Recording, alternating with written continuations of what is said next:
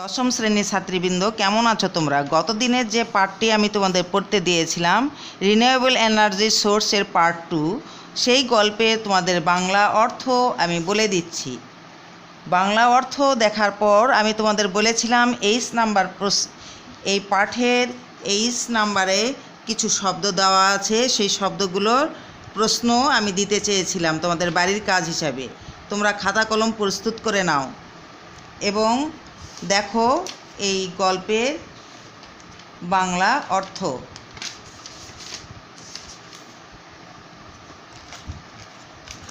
পৃষ্ঠা নাম্বার 133 পড়া শুরু করছি। Read the text and the answer of following question. যে পার্টটি আমি তোমাদের গত দিনে পড়িয়ে দিয়েছিলাম তার বাংলা অর্থ।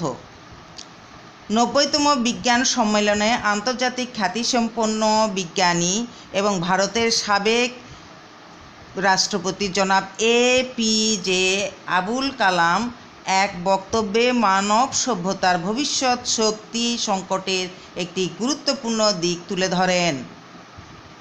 তিনি নির্দেশ করেন যে কাঠ ও খড়ি জ্বালানি হিসাবে ব্যবহারের যুগ প্রায় শেষ হয়েছে। তেল এবং প্রাকৃতিক গ্যাসের যুগ আগামী কয়েক দশকের মধ্যে শেষ হবে। পৃথিবীর কয়লার মজুদের বিপুল ব্যবহার পরিবেশকে মারাত্মক ধ্বংসের দিকে নিয়ে যেতে পারে, কারণ কয়লা পোড়ানোর কারণে বায়ুমণ্ডলের সর্বাধিক কার্বন নির্গমন হয়। 1986 সালে ইউক্রেনের সাবেক সোভিয়েত ইউনিয়ন চেরনোবিল দুর্ঘটনায় এটাই প্রকাশ করে। পারমাণবিক শক্তি বেশ ক্ষতিকর হতে পারে।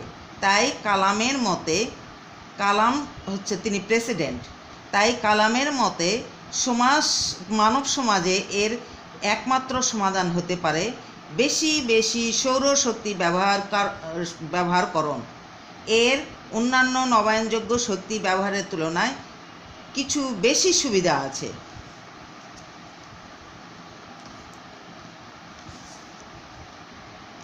এখন কালাম শক্তির ব্যাপারটাকে এতটাই গুরুত্ব দিলেন, শক্তির উৎসগুলোকে সর্বদাই ইতিহাসে পরিবর্তনের একটি বড় মাধ্যম হিসেবে দেখা যায়।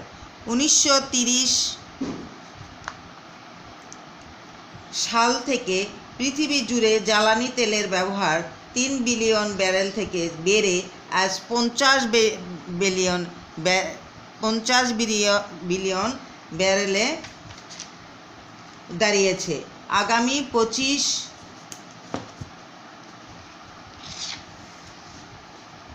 বছর পর পৃথিবীর জনসংখ্যা হবে 8 বিলিয়ন, যা বর্তমানের তুলনায় 30% বেশি। দেশগুলো তাদের অর্থনীতি শিল্প সমৃদ্ধি দেশগুলোর চেয়ে প্রায় দ্বিগুণ বৃদ্ধি করবে। বিশ্ব অর্থনৈতিক প্রবৃদ্ধির বছরে 3% করে বাড়তে থাকবে। এর ফলে বিশ্বে জ্বালানি চাহিদা গড়ে প্রতি বছর 1.7% বাড়বে।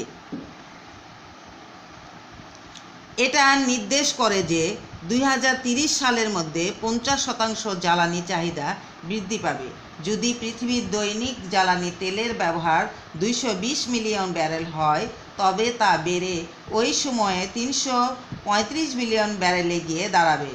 বর্তমানে হাইড্রোকার্বন জীবাশ্ম জ্বালানি মজুদ সীমিত এবং তা ভবিষ্যৎ প্রয়োজন মেটাতে অপ্রতুল।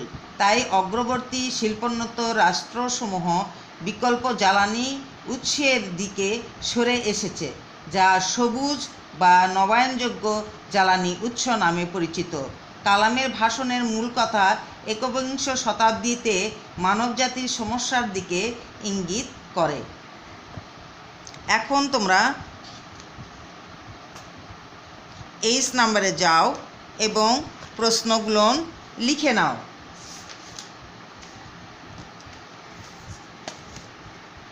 এখানে দেওয়া আছে, what question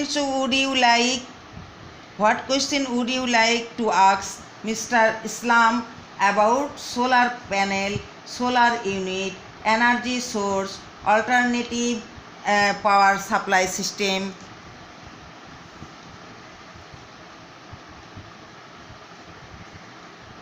its capacity, its advantage and devastations, etc. Make a list of your probable question. অর্থ হচ্ছে তুমি জনাব ইসলামকে সৌরচুল্লী, সৌর ব্যবস্থা, সৌর শক্তির উৎস, বিকল্প শক্তি সরবরাহ ব্যবস্থা, এর সামর্থ্য, এর সুবিধা এবং অসুবিধা ইত্যাদি সম্পর্কে কোনো প্রশ্ন জিজ্ঞাসা করবে। তোমার সম্ভাব্য প্রশ্নের একটি তালিকা তৈরি করো। এখন আমি সেই প্রশ্নগুলো তোমাদের বলছি, তোমরা খাতায় লিখে নাও। What is a solar panel? 1 নম্বর প্রশ্ন। 2 নম্বর, how can one use it?